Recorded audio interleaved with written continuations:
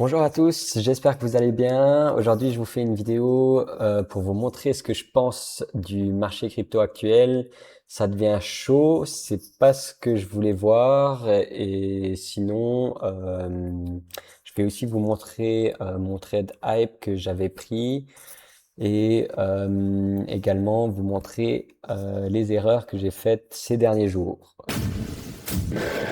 Donc, on commence avec le Bitcoin. Donc, on est actuellement autour des 84 800 dollars. J'avais dessiné ça et j'avais partagé ça sur Twitter. J'aurais bien voulu voir un sweep du lot et ensuite on monte. Malheureusement, on n'a pas eu ça, donc ça, je peux effacer. Après, on a eu l'ouverture de New York à 15h30 et ça a été un carnage. On a perdu, je mets juste l'élément, on a perdu actuellement 3,5% sur le Bitcoin, donc euh, carnage. Il y a eu plus de 700 millions de liquidations longues. Qu'est-ce que je pense maintenant du marché? Si on passe en daily, on a sweep solo. Après, pour moi, faudrait pas clôturer sous ce lot-là, sinon on va automatiquement chercher celui-là.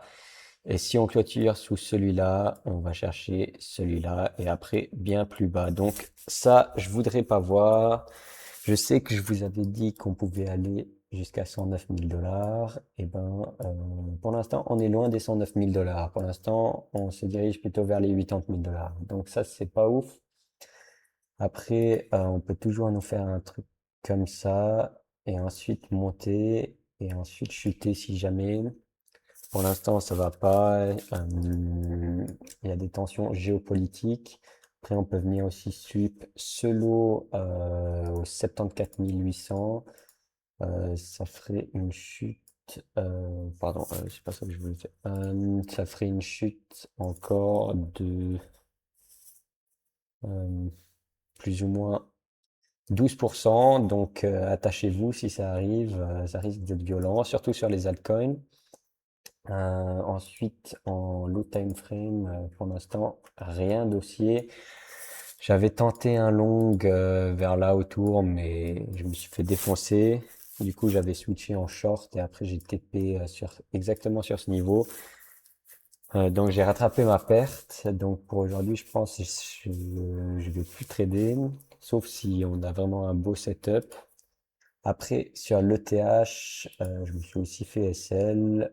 J'avais tenté un long vers là autour. Mais après, on a continué à chuter. Je me suis fait celle-là. Et là, on est venu s'écraser. Sur l'Ethereum, c'est différent. Je vous avais dit qu'on avait un equal low juste ici dans la dernière vidéo. Donc autour des 2773. Donc je voudrais bien voir quelque chose comme ça. Et ensuite, on réintègre la zone. On fait une inversion de structure. Peut-être une correction. Et ensuite, on repart. Je voudrais bien voir ça sur l'Ethereum. Par contre, si on fait un truc comme ça, on clôture sous les 2772 et ça veut dire qu'ensuite on va sûrement récupérer l'autre lot. Si on clôture dessous, et ben on va chercher le dernier lot et on s'enfonce encore plus bas. Donc ça serait terrible pour le TH si on dézoome en daily. On, on pourrait venir encore plus bas. J'espère pas, mais on peut sweep les 2111. C'est toujours possible. Vu l'état du marché actuel, ça m'étonnerait même pas en vrai. Euh, mais bon, ça, on verra en temps voulu. Ensuite, on a le Solana. C'est aussi critique. On est venu resweep ce lot-là. Donc, on n'a plus d'équal low techniquement. Mais après, si on continue comme ça, on peut nous faire un truc comme ça et passer sous les 100 dollars. Et si je tire peut-être un Fibo du du bottom du Solana jusqu'au top.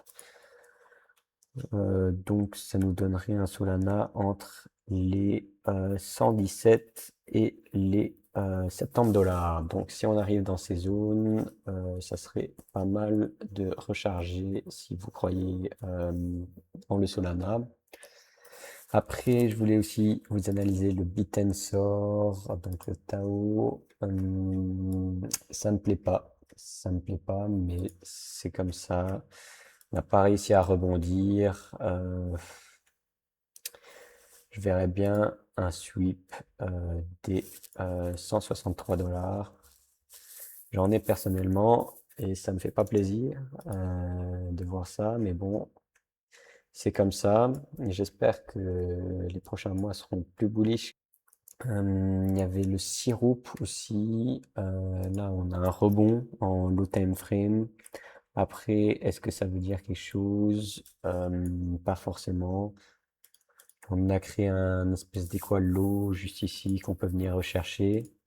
Par contre, ce qui serait intéressant, c'est si le Syrup s'accélère, clôture au-dessus des 40 centimes.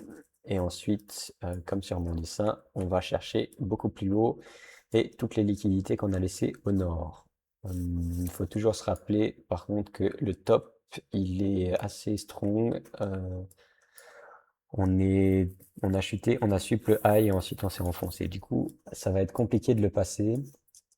Après, on verra. On a le Chainlink aussi que je voulais vous parler. C'est assez terrible ce qui se passe, mais bon, on est venu sweep les 10,92 dollars. Après, on peut toujours garder en tête que ici, on a encore plein de liquidités à venir chercher. Donc, on pourrait faire un truc comme ça. J'espère pas, mais c'est toujours possible. Pour l'instant, faut trader la tendance, du coup, shorter le marché, c'est le plus safe. Donc, s'il y a une opportunité de short sur le link, du genre, là, on crée une fair value gap. Pardon, ça n'a pas dessiné. Là, on va créer une fair value gap demain. On fait quelque chose comme ça, une inversion de structure. Je short là avec un SL là et un TP, je pense, sur cette zone-là. Donc, les, les 10 dollars. Donc, ça serait les 10 dollars.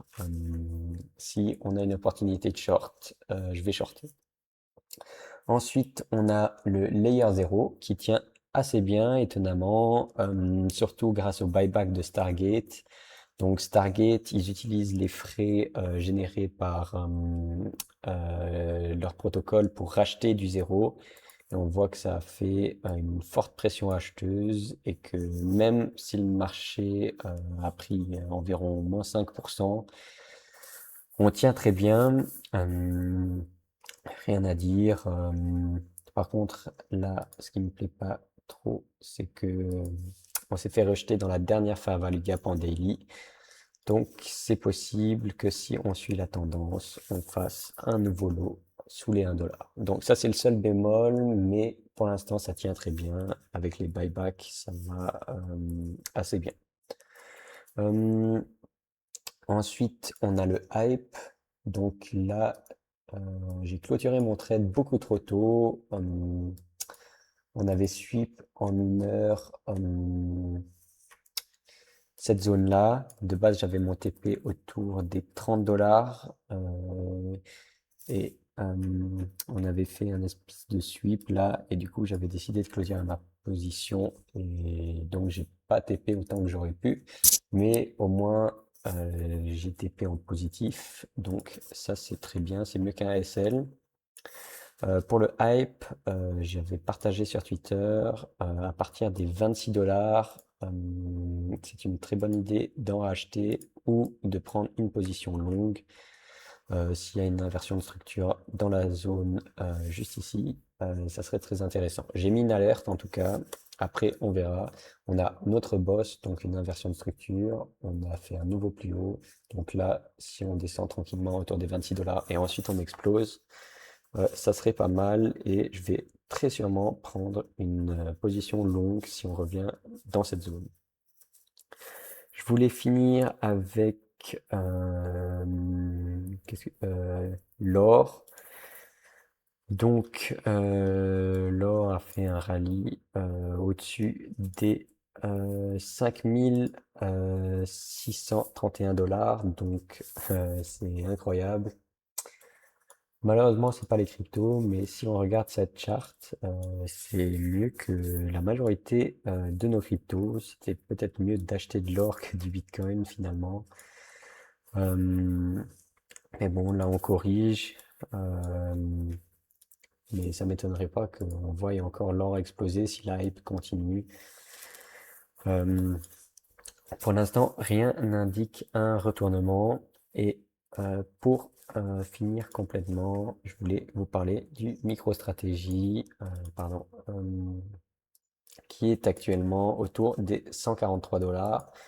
J'en avais acheté autour de 157 $ dans la dernière FVG en weekly.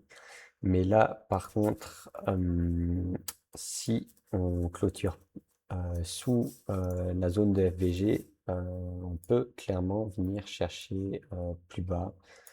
Donc, je pense surtout à ces lots-là, vers la zone des 100 $. Donc, si on clôture avec le MSTR sous la zone de FVG autour des 145 $, je verrai malheureusement le MSTR chercher beaucoup plus bas. Donc je pense que les 100 $, c'est largement atteignable.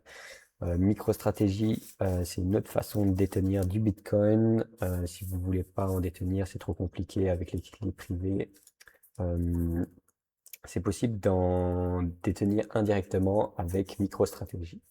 Donc, c'est tout pour cette vidéo. J'espère que ça vous a plu.